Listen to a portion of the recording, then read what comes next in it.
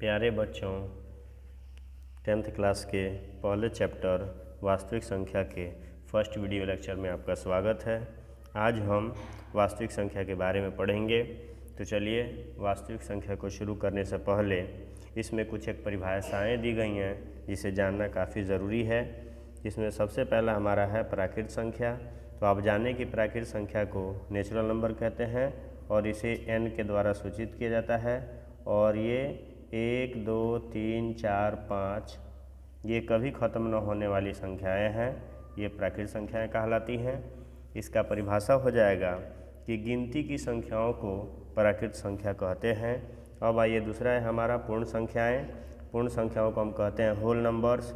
इसे हम W के द्वारा सूचित करते हैं और ये शुरू होता है 0 से। तो 0, 1, 2, 3, 4 आप जितना चाहें लिख सकते हैं और यह भी अनंत तक जाता है। तो कोई भी पूछे कि पूर्ण संख्या किसे कहेंगे, तो आप कहिएगा कि प्राकृत संख्याओं के समूह में शून्य को मिलाने से संख्याओं का जो परिवार बनता है उसे हम पूर्ण संख्या कहेंगे। इसमें एक और सवाल आता है कि सबसे छोटी पूर्ण संख्या कौन सी है। तो सबसे छोटी पूर्ण संख्या हमारी शून्य हो जाएगी। उसी तरह से इसमें पूछा जा सकता है कि सबसे छोटी प्राकृत संख्या कौन सी है, तो आप कहेंगे कि सबसे छोटी प्राकृत संख्या 1 है। ठीक है। अब आइए पूर्णांक संख्या के बारे में हम देखते हैं। तो पूर्णांक संख्याओं को हम इंटीजर्स कहेंगे और इसे हम z के द्वारा सूचित करते हैं। ठीक, आप इसे 9th क्लास में पढ़ चुके हैं कि z से होता है ज़हलीन, और ज़हलीन यानी संख्याओं को गिनना होता है, तो इसी के द्वारा हम इसे सूचित करते हैं। तो अब कोई पूछे कि पूर्णांक संख्या किसे कहेंगे, तो पूर्णांक संख्या का परिभाषा होता है कि पूर्ण संख्याओं के साथ, जैसे हमारे यहाँ 0, 1, 2, 3, 4 ये कभी ख़त्म नहीं होगा, ये इनफाइनाइट तक जाता है। ठीक उसी तरह से -1, -2, -3 ये भी कभी ख़त्म नहीं होने वाला है, ये भी इधर इनफाइनाइट तक जाता है। ठीक है। तो पूर्णांक संख्याएं जो हैं पूर्ण संख्याओं के साथ, पूर्ण संख्या यहाँ से देख रहे हैं आप, ये पूरा की पूरा क्या है, पूर्ण संख्याएं हैं। तो पूर्ण संख्याओं के साथ ऋणात्मक संख्याओं को मिला देने से संख्याओं का जो परिवार बनता है उसे हम पूर्णांक संख्याएं कहेंगे। ठीक, अब आइए परिमेय संख्या के बारे में देखते हैं। तो परिमेय संख्याएं अर्थात रेशनल नंबर्स, तो वैसी संख्या जिसे हम p/q के रूप में लिख सकते हों। p और q दो पूर्णांक हों और यहाँ पे q बराबर जो है 0 के बराबर न हो। ठीक, तो उसे हम परिमेय संख्या कहेंगे। जैसे 1/2 ये परिमेय संख्या है, 3/4 ये भी परिमेय संख्या है, -1/5 ये भी परिमेय संख्या ये भी परिमेय संख्या है। उसी तरह से अगर हम ले लें 3/5 तो ये भी हमारा क्या हो जाएगा, परिमेय संख्या। 22/7 ले लें, ये भी हमारा परिमेय संख्या हो जाएगा। उसी तरह से अगर हम शून्य को ले लें तो शून्य भी एक परिमेय संख्या है, क्योंकि शून्य को हम 0/1 यानी 0/1 लिख सकते हैं। ठीक है। 5 भी एक परिमेय संख्या है, क्योंकि हम 5 को 5/1 लिख सकते हैं। ठीक, अब आइए देखते हैं अपरिमेय संख्याओं के बारे में। तो अपरिमेय संख्याओं को हम इरेशनल नंबर्स कहेंगे। तो ऐसी संख्याएं जिन्हें हम p/q के रूप में न लिखें और q बराबर न हो 0 के। ठीक, पहला तो है कि जिसे हम p/q के रूप में न लिखते हों और q बराबर 0 नहीं होता है, वो अपरिमेय संख्या है। अर्थात जिन संख्याओं का पूरा वर्गमूल नहीं होता, एक पूर्ण संख्या में इसका मान नहीं आता, ये पूरा मान नहीं होता है, वो संख्या हमारा क्या है, अपरिमेय संख्या है। ठीक, तो यहाँ पाई क्या है, पाई एक अपरिमेय संख्या है। अब कोई पूछेगा कि पाई एक अपरिमेय संख्या है जबकि पाई का मान 22/7 एक परिमेय संख्या है, क्यों? तो आप कहिएगा कि पाई का मान वास्तविक रूप से 22/7 के बराबर नहीं होता है। जो ये पाई का मान जो है 22/7 ये वास्तविक रूप से इसके बराबर नहीं होता है, इसलिए पाई का मान जो है ये परिमेय संख्या है और पाई जो है एक अपरिमेय संख्या है। ठीक है। अब आइए देखते हैं वास्तविक संख्या के बारे में। तो वास्तविक संख्याओं को हम अंग्रेज़ी में रियल नंबर्स कहेंगे। ठीक, तो देखिए वास्तविक संख्या किसे कहेंगे? परिमेय संख्याओं और अपरिमेय संख्याओं के समूह को हम वास्तविक संख्या कहेंगे या रियल नंबर्स कहते हैं। अर्थात जितनी भी परिमेय संख्याएं हैं और जितनी भी अपरिमेय संख्याएं पूरे को अगर हम मिला दें तो क्या बन जाता है? वास्तविक संख्या बन जाता है। ठीक, जैसे 0, 1 या 1/2, 5, 3/7, ठीक, पाई, √2, ये सब के सब क्या है? हमारी वास्तविक संख्याएं हैं। ठीक, अब आइए देखते हैं, यहाँ हमें पढ़ना है यूक्लिड विभाजन परिमेयिका के बारे में। इस चैप्टर में हमें मुख्य रूप से यूक्लिड विभाजन परिमेयिका के बारे में ही पढ़ना था। तो आइए सबसे पहले एक शब्द आया परिमेयिका। तो परिमेयिका क्या होता है? परिमेयिका को हम अंग्रेज़ी में लम्मा के नाम से जानते हैं। तो देखिए परिमेयिका एक सिद्ध किया हुआ कथन होता है और इसे हम एक अन्य कथन को सिद्ध करने में प्रयोग करते हैं। ठीक, तो चलिए अगर हम इसमें देखें, यहाँ हम दो पूर्णांक संख्याएं ले लें जिसमें a जो है बड़ा हो b से। एक पूर्णांक संख्या हमारा a हो जाए, दूसरा पूर्णांक संख्या हमारा b हो जाए। तो b से बड़ा है a। ठीक, तो अगर हम b से भाग देंगे a में तो यहाँ हमारा भागफल अगर q मिल जाए और शेषफल r मिल जाता हो। शेषफल क्या मिलता हो? r। शेषफल हमारा r मिल जाए तो लिखेंगे हम यहाँ a बराबर BQ प्लस r। आप इसको बचपन में भी पढ़े हैं कि भाज्य बराबर होता है भाजक गुना भागफल और जोड़ शेषफल। तो यहाँ हमने लिखा कि a बराबर BQ प्लस r, जहाँ 0 से बड़ा है या बराबर है r और r से बड़ा है b। तो यूक्लिड विभाजन परिमेयिका में ये हमेशा मुख्य भूमिका में रहेगा। आइए अब हम देखते हैं यूक्लिड विभाजन परिमेयिका के बारे में कि यूक्लिड विभाजन परिमेयिका क्या है। तो आप बताएंगे कि दो धनात्मक पूर्णांक a और b दिए रहने पर ऐसी अद्वितीय पूर्ण संख्याएं q और r विद्यमान हैं कि a बराबर BQ प्लस r, जहाँ 0 से बड़ा या बराबर है r और r से बड़ा है b। ठीक है, अब आइए हम यहाँ देखेंगे यूक्लिड विभाजन एल्गोरिथम के बारे में। तो अब यहाँ एक शब्द मिला हमें एल्गोरिथम। ये एल्गोरिथम क्या होता है? तो देखिए एल्गोरिथम सुपरिभाषित चरणों की एक श्रृंखला होती है जो एक विशेष प्रकार की समस्या को हल करने की एक प्रक्रिया या विधि प्रदान करती है। ठीक है, तो यहाँ पर यूक्लिड विभाजन एल्गोरिथम जो है इसका प्रयोग हम क्यों करते हैं या किसके लिए करते हैं?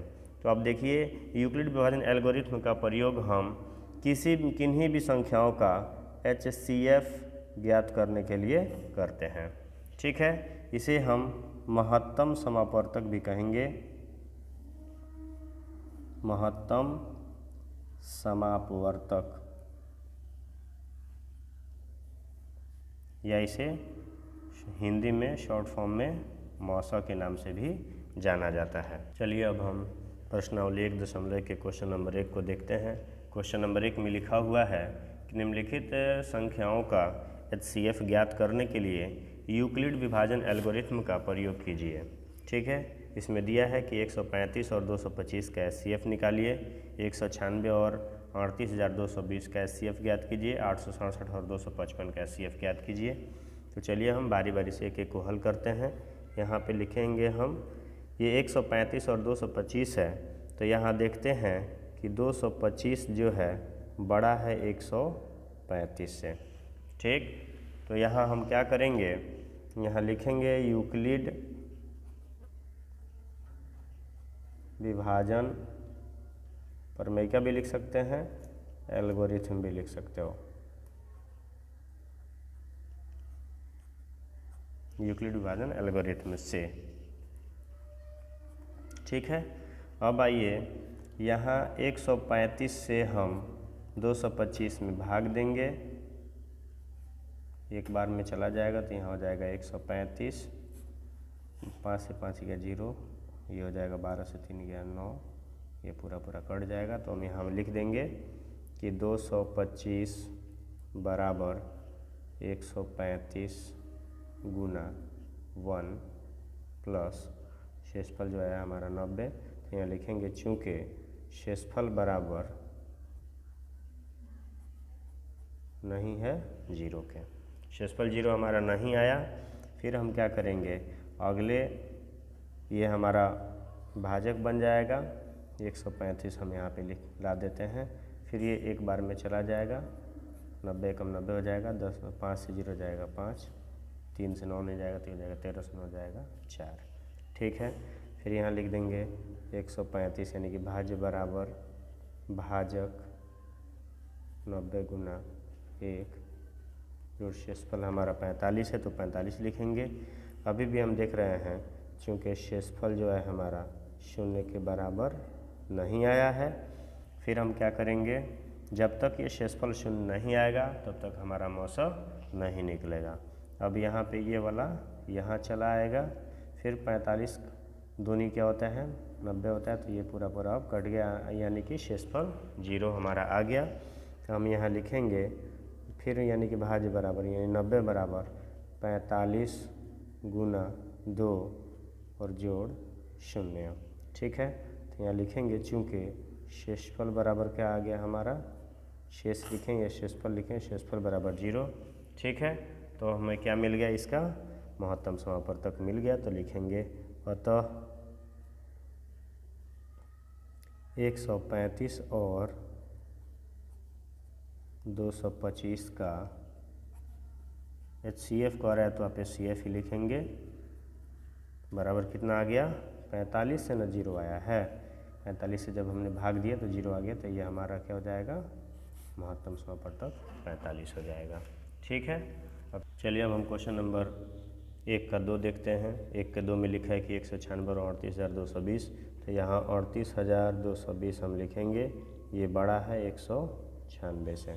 ठीक, यहाँ रफ में हम क्या करेंगे 196 से भाग देंगे 38,220 में, ये एक बार में चला जाएगा, तो यहाँ लिख देंगे 196। यहाँ 12 से 6 गया 6, ये हो गया 7, 17 से जाएगा ये 9, तो ये हमारा हो जाएगा 8 है। और ये हमारा 3 था तो 1 दे चुका है, तो 2 बचा, 2 से 1 गया 1। ठीक, तो आप इतना आने के बाद अब अभी भी ऊपर से आएगा हमारा क्या 2 आ जाएगा, तो 2 यहाँ लिख देंगे।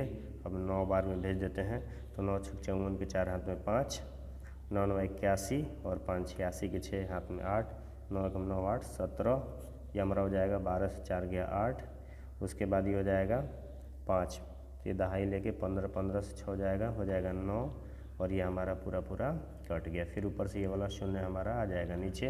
अब हम 5 मरतबा भेजेंगे, चला जाएगा। 5 36 की 0 हाथ में 3, 5 9 45 और 3 48 हाथ में 4, 5 1 5 और 4 9 हो गए। ये पूरा पूरा यहाँ कट गया, अर्थात यहाँ पे 0 आ गया। ठीक है, तो अब यहाँ देखेंगे, यहाँ लिखेंगे हम यूक्लिड विभाजन एल्गोरिथ्म। उसके बाद लिखेंगे 38,220 बराबर 196, मतलब ये भाज्य है, तो भाज्य बराबर भाजक गुना भागफल प्लस शेषफल हमारा क्या आ गया 0 आ गया। यहाँ लिखेंगे चूँकि शेषफल बराबर क्या है, आप शेष भी लिख सकते हो या शेषफल भी लिख सकते हो, चूँकि शेषफल बराबर 0 है। फिर लिखेंगे अतः 196 और 38,220 का HCF बराबर, जिससे हमारा 0 आया है मतलब 196, तो ये हमारा हो जाएगा 196। ठीक है, आइए अब हम क्वेश्चन नंबर 1 का 3 देखते हैं। क्वेश्चन नंबर 1 के 3 में लिखा है कि 867 और 255 का महत्तम समापवर्तक ज्ञात कीजिए, वो भी यूक्लिड विभाजन प्रमेय के द्वारा या यूक्लिड विभाजन एल्गोरिथ्म के द्वारा। तो हम यहाँ देख रहे हैं कि 867 जो है बड़ा है 255 से, तो फिर हम यहाँ पे लिखेंगे 255 से हम भाग देंगे किस में 867 में, तो ये हमारा हो जाएगा 3 बार में चला जाएगा, तो 3 5 15, 5 हाथ में 1, 3 5 15 और 1 16 हाथ में 1, 3 दूनी 6 और 1 7। ठीक है, 7 से 5 जाएगा, ये हमारा हो जाएगा 2, ये 6 से 6 जाएगा, 0 और 8 से 7 जाएगा 1 हो जाएगा। ठीक है, तो आप यहाँ पे लिख देंगे यूक्लिड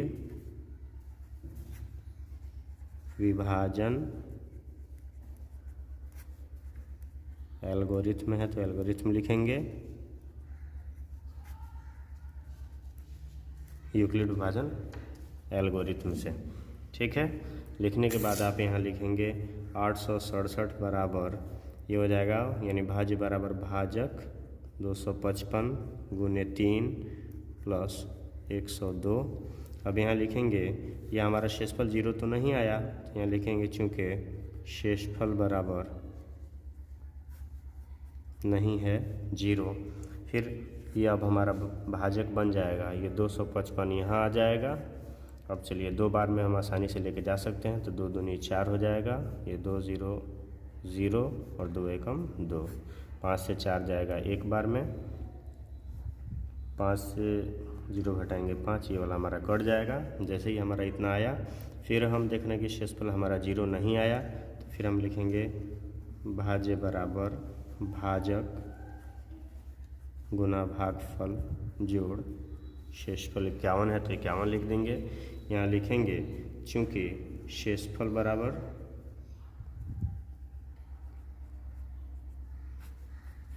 जीरो नहीं है तो शेषफल बराबर 0 लिख देंगे, नहीं है। फिर ये अभी हमारा भाजक हो जाएगा, ये हो जाएगा 102, यहाँ पे ये वाला उठ के यहाँ आ जाता है। 2 बार में हम लेके चले जाएंगे, 2 एकम 2 और 2 पचे 10। ठीक है, अर्थात ये हमारा 0 आ गया। अब यहाँ लिखेंगे 102 बराबर 51 गुने 2 प्लस 0। ठीक है, तो यहाँ लिखेंगे चूँकि शेषफल बराबर क्या आ गया, 0 हमारा आ गया, अर्थात 51 से हमारा 0 आया है, तो इसमें मौसा हमारा क्या हो जाएगा 51 हो जाएगा। तो लास्ट में लिख देंगे हम, अतः 255 और 867 का HCF बराबर क्या हो जाएगा हमारा 51 से तो 0 आया है ना, तो यह हमारा ये 51 मौसा हो जाएगा। चलिए अब हम क्वेश्चन नंबर 2 देखते हैं। क्वेश्चन नंबर 2 में लिखा है, दर्शाइए कि कोई भी धनात्मक विषम पूर्णांक 6q+1 या 6q+3 या 6q+5 के रूप का होता है जहाँ q कोई पूर्णांक है। ठीक है, तो इसको हल करने के लिए हम क्या लिखेंगे माना कि a कोई धनात्मक पूर्णांक है तथा b बराबर, देखिए यहाँ पे जो दिया है 6q रहेगा तो 6 लिखेंगे, 3 रहेगा तो 3 रहेगा, जितना भी यहाँ पे दिया रहे जितना भी q उतना ही लिख देंगे। जहाँ r बराबर लिख देंगे हम, यहाँ 6 है तो 0 1 2 3 4 और 5। ठीक है, यहाँ 6 है तो 6 से 1 कम लेते हैं। ठीक, अब चलिए यहाँ हम लिखेंगे यूक्लिड विभाजन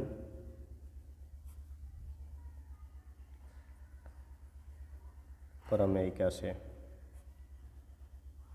तो आप जानते हो कि यूक्लिड विभाजन प्रमेयिका में a बराबर BQ प्लस R, जहाँ 0 से बड़ा या बराबर है R और R से बड़ा है B। ठीक है, अब यहाँ लेंगे हम, यदि R बराबर 0 ले लेते हैं तो हमारा a का जो a रहने देंगे, b के जगह पे क्या हो जाएगा 6q और प्लस r के जगह पे हमने क्या बिठाना, तो 0 तो 0 बिठा देंगे, ये हमारा हो जाएगा 6q। ठीक है, फिर यदि r बराबर हम लेंगे 1 तो यहाँ हमारा हो जाएगा a बराबर 6q प्लस 1। फिर लेंगे यदि r बराबर 2 ले रहे हैं तो a बराबर हमारा हो जाएगा 6q प्लस 2 हो जाएगा। फिर यहाँ हम देख रहे हैं कि r बराबर ले रहे हैं 3, तो यहाँ हो जाएगा a बराबर 6q प्लस 3। उसी तरह से फिर अगर हम ले लिए यदि r बराबर 4 तो यहाँ हमारा a बराबर हो जाएगा 6q प्लस 5। उसी तरह से फिर अगर ले लिए 6q प्लस 4 हो जाएगा यहाँ पर। फिर ले लिए यदि r बराबर 5, तो ये बराबर हमारा हो जाएगा 6 + 5। ठीक है, तो इस प्रकार हम देख रहे हैं, यहाँ लिखेंगे इस प्रकार हम देखते हैं कि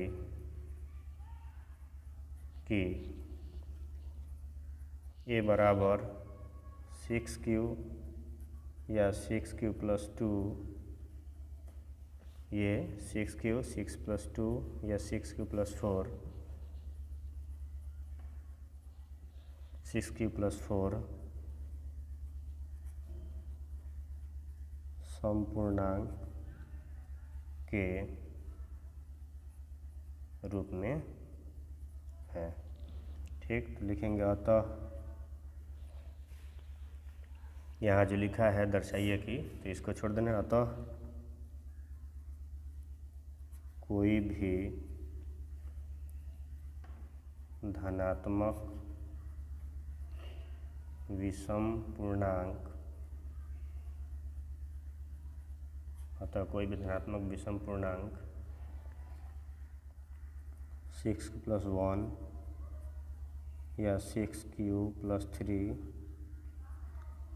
या 6q + 5 के रूप का होता है।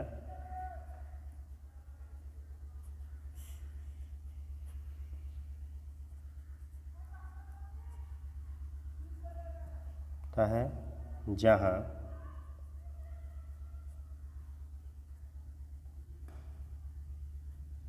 q कोई पूर्णांक है। ठीक है, इस तरह से ये हमारा आंसर आ गया। आप इसे पॉज करके नोट कर सकते हो। चलिए अब हम क्वेश्चन नंबर 3 देखते हैं। क्वेश्चन नंबर 3 में लिखा हुआ है, किसी परेड में 616 सदस्यों वाली एक सेना आर्मी की टुकड़ी को 32 सदस्यों वाले एक आर्मी बैंड के पीछे मार्च करना है। दोनों समूहों को समान संख्या वाले स्तंभों में मार्च करना है। उन स्तंभों की अधिकतम संख्या क्या है जिसमें वे मार्च कर सकते हैं। ठीक है, तो ऐसे इस प्रकार से इन्हें बांटना है कि दोनों क्या हो, दोनों समूह समान संख्या में रहे। दोनों समूह किस में रहे, समान संख्या में रहे। तो इसके लिए हमें क्या करना होगा, मशक ज्ञात करना होगा। तो स्तंभों की अधिकतम संख्या क्या होगी। ठीक है, तो स्तंभों की अधिकतम संख्या के लिए हम इसका और इसका मशक ज्ञात करेंगे, और वह भी यूक्लिड विभाजन प्रमेय के द्वारा। तो चलिए यहाँ लिखते हैं 616 जो है ये बड़ा है हमारा 32 से, तो ये लिख देंगे। अब यहाँ लिखेंगे यूक्लिड विभाजन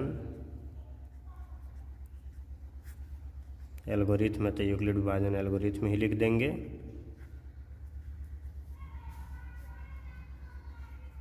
ठीक है, अब आइए 32 से हम क्या करेंगे, 616 में भाग देंगे। ठीक, तो ये 2 बार में तो जाएगा नहीं, एक बार में लेके चलते हैं। तो ये हमारा हो जाएगा 32, 11 से 2 जाएगा 9 हो जाएगा, ये हो जाएगा 5, 5 से 3 जाएगा 2, ऊपर से ये आएगा 6। चलिए अब 9 बार में लेके चलते हैं। 9 दूनी 18 का 8 हाथ में 1, 9 3 27 और 1 28, 16 से 8 जाएगा, ये हो जाएगा 8, ये पूरा पूरा कट गया। ठीक है, तो यहाँ लिखेंगे 616 बराबर 32 गुना 19 जोड़ 8। अब यहाँ लिखेंगे चूँकि शेषफल बराबर 0 नहीं आया है, तो लिख देंगे शेषफल बराबर नहीं है 0। उसके बाद अब हम फिर क्या करेंगे, ये 32 उठ के यहाँ आ जाएगा, 8 चौके 32, तो ये हमारा कट जाएगा यहाँ पे। ठीक है, तो अब चलिए यहाँ आ गया, इससे हमारा शेषफल जाके 0, तो यहाँ लिख देंगे 32 बराबर 8 गुने 4 प्लस 0। यहाँ लिखेंगे चूँकि शेषफल बराबर क्या है, शेषफल बराबर 0 आ गया। ठीक है, अर्थात यहाँ लिख देंगे अतः 32 और 616 का HCF जो है हमारा कितना आ गया, 8 आ गया, तो ये हो गया 8। तो हमें तो SCF नहीं कह रहा था, वो कह रहा है कि उन स्तंभों की अधिकतम संख्या क्या होगी जिसमें वे मार्च कर सकेंगे। तो हमें लिख देंगे अतः स्तंभों की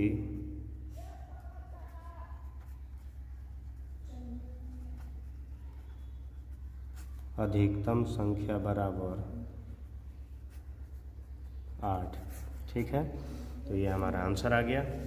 चलिए अब हम क्वेश्चन नंबर 4 देखते हैं। क्वेश्चन नंबर 4 में लिखा हुआ है, यूक्लिड विभाजन प्रमेयिका का प्रयोग करके दर्शाइए कि किसी धनात्मक पूर्णांक का वर्ग किसी पूर्णांक m के लिए 3m या 3m+1 के रूप का होता है। तो इसमें हमें पूर्णांक का वर्ग ज्ञात करना है। तो हम सबसे पहले क्या करेंगे, इसमें लिखेंगे माना कि ए कोई धनात्मक पूर्णांक है, माना कि ये कोई धनात्मक पूर्णांक है तथा b बराबर, मैंने आपको बताया था कि जो यहाँ रहता है 6 था उसमें तो 6 लिखे थे, इसमें 3 है तो हम 3 लिखेंगे। जहाँ r बराबर 0, 1 और 2, क्योंकि यहाँ 3 है तो उससे एक कम लेते हैं। अब यहाँ हम लिखेंगे यूक्लिड विभाजन प्रमेयिका, यूक्लिड विभाजन प्रमेयिका से, तो यूक्लिड विभाजन प्रमेयिका से लिख दिया। अब यूक्लिड विभाजन प्रमेयिका जो होता है वो होता है a बराबर BQ प्लस R, जहाँ आप जानते हो कि 0 से बड़ा या बराबर है R और R से बड़ा है B, तो यह हमें लिखना है। उसके बाद हम लिखेंगे यहाँ यदि R बराबर 0, तो यहाँ हमारा a बराबर हो जाएगा, यहाँ BQ है तो यहाँ हो जाएगा 3Q प्लस 0 बराबर हो जाएगा हमारा 3Q। ठीक है, तो यहाँ वर्ग कह रहा था तो हम यहाँ a का स्क्वायर करेंगे तो यहाँ हमारा हो जाएगा 3Q का होल स्क्वायर हो जाएगा। तो आप यहाँ लिख सकते हो, यहाँ 3 का स्क्वायर 9 और Q स्क्वायर का Q स्क्वायर हो जाएगा। अब यहाँ पे लिख सकते हो 3 इंटू 3Q स्क्वायर, अर्थात आप यहाँ लिख सकते हो 3m, यहाँ ब्रैकेट में डाल दीजिएगा, जहाँ m बराबर क्या आपने लिखा 3Q स्क्वायर, तो इसको लिख देना है। अब फिर क्या करेंगे, यदि r बराबर हमें क्या लेंगे 1, क्योंकि 0 तो ले लिया है, अब लेंगे 1, तो फिर यहाँ लिखेंगे a बराबर 3Q प्लस 1। ठीक है, अब आइए, वो कह रहा था वर्क करने के लिए, तो अगर इधर वर्क करते हैं तो इस पार भी इसका होल स्क्वायर हो जाएगा, तो यहाँ 3Q प्लस 1 का होल स्क्वायर हो जाएगा।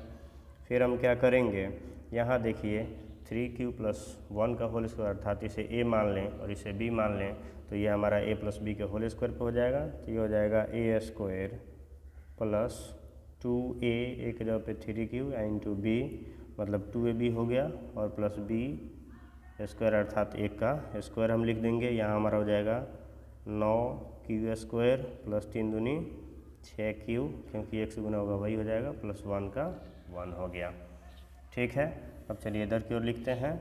अब ये दोनों से क्या करेंगे, 3 कॉमन हो रहा है तो 3 कॉमन ले लेंगे। यहाँ 3 इंटू, तो यहाँ हो जाएगा 3Q स्क्वायर और प्लस 2Q हो जाएगा, तो 2Q और प्लस 1।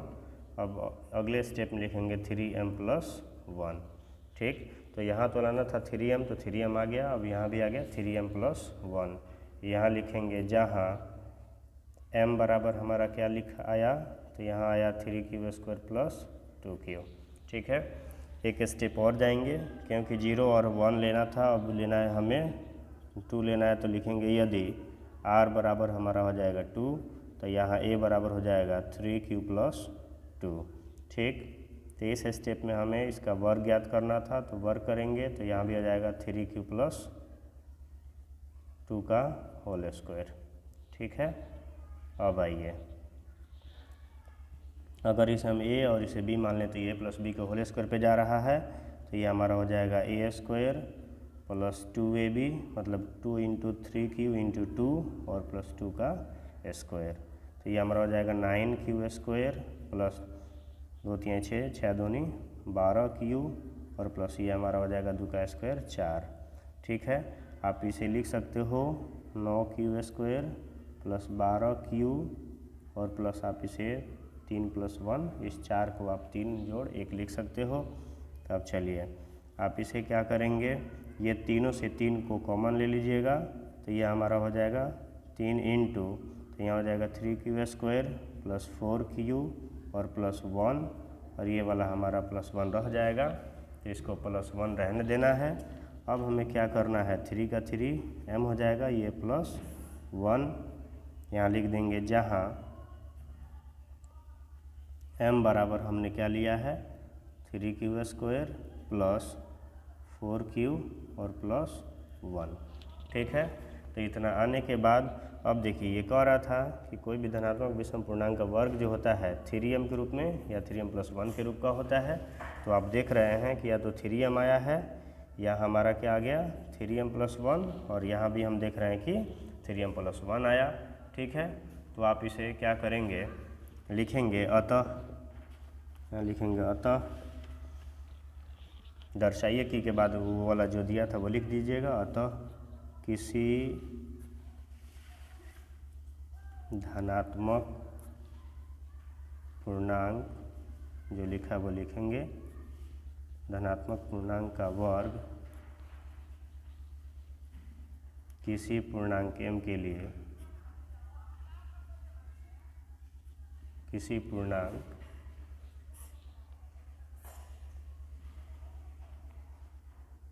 m के लिए 3m या 3m + 1 के रूप का होता है।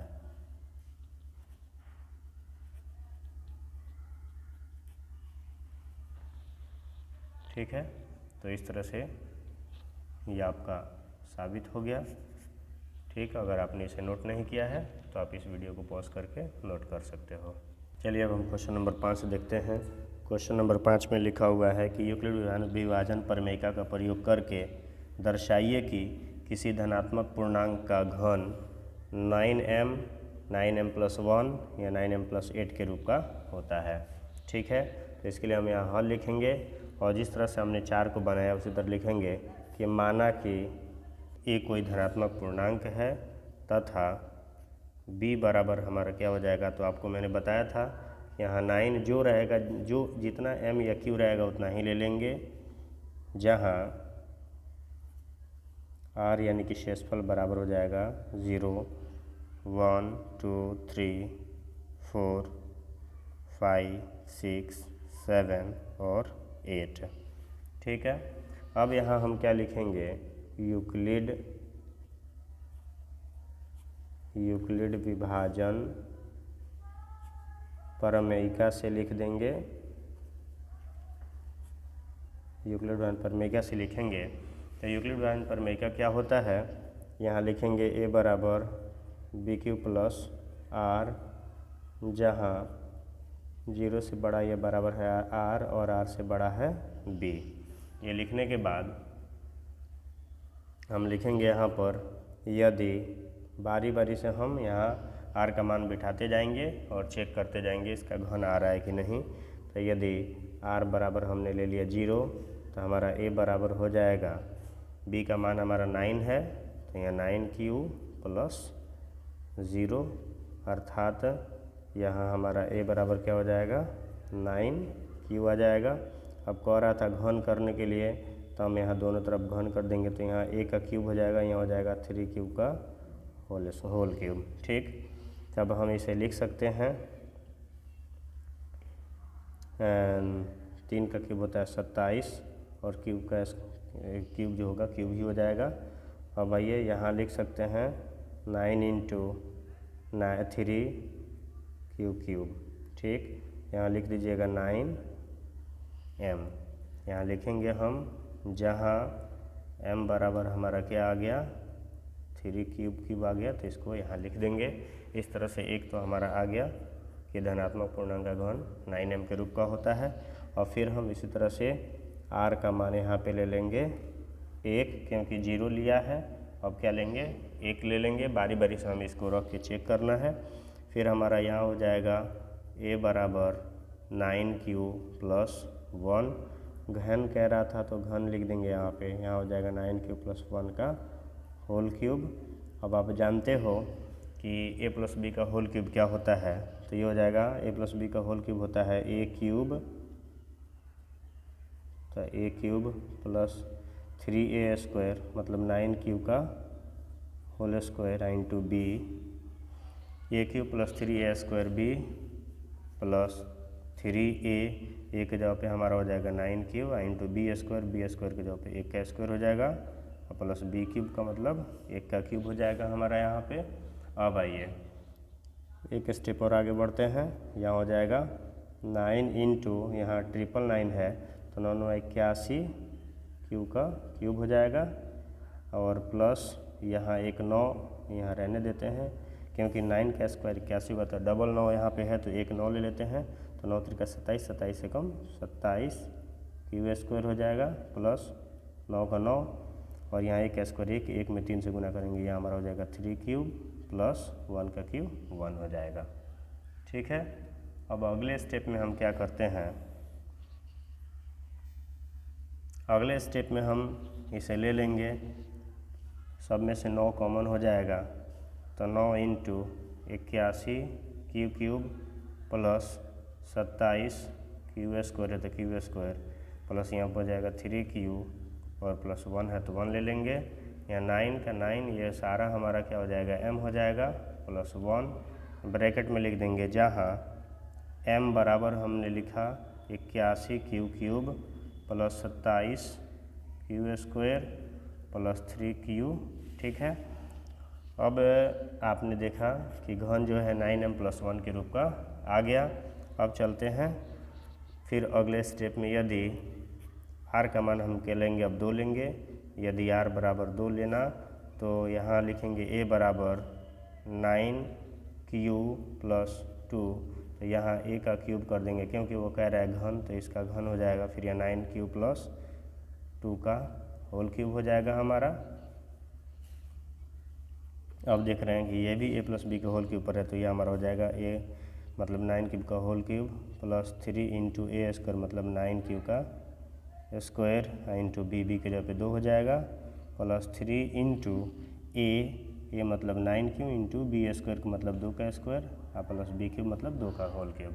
ठीक है, अब आइए यहाँ देख रहे हैं उसी तरह से यहाँ 9 इंटू 81 क्यूब का क्यूब हो जाएगा प्लस यहाँ फिर हो जाएगा 9 इंटू 9 3 का 27, 27 दूनी 54 क्यूब स्क्वायर प्लस यहाँ पे 9 रह जाएगा इंटू 4 4 3 12 क्यूब हो जाएगा हमारा प्लस 2 का क्यूब 8 होता है तो 8 लिख देंगे, यहाँ 9 का 9 कॉमन हो जाएगा सबसे, यहाँ बचेगा 81 क्यूब क्योंकि 9 ले लिया, यहाँ भी 9 जब कॉमन होगा तो यहाँ हो जाएगा 54 क्यू स्क्वायर प्लस यहाँ 9 कॉमन हो जाएगा तो ये हो जाएगा 12 क्यूब प्लस 8 है तो 8 लिख देंगे, यहाँ हमारा हो जाएगा 9m प्लस 8।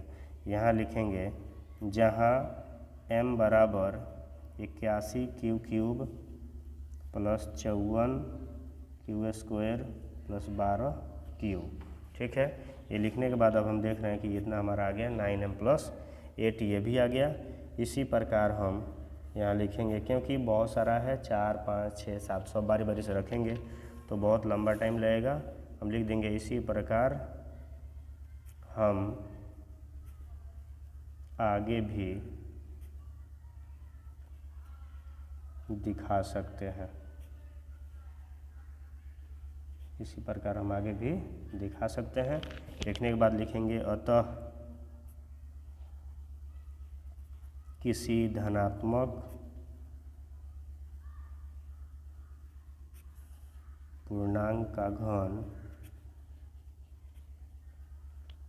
तो किसी धनात्मक पूर्णांक का घन 9m या 9m प्लस 1 या 9m प्लस 8 के रूप का